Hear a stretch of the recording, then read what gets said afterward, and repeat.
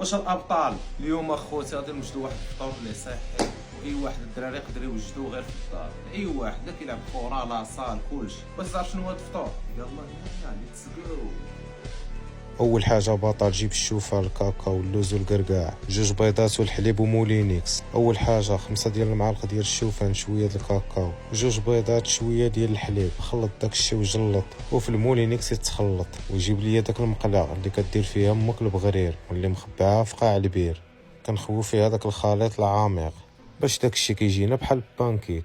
ايوا دابا اراك على الديزان، جيب بنانه، شويه ديال اللوز، شويه ديال القرقاع، شويه ديال الزبيب، ايوا ودانون ديال الدرهم اللي كيحيد اللهم، وها النتيجه. المهم الابطال كما شفتوا هذه هي الوجبه ديالي، صحيه 100%، فيها الكارب، فيها البروتين، فيها الدهون الصحيه. وتحياتي دير هاد الوجبه هادي وجربها وشوف كي غادي يمشي.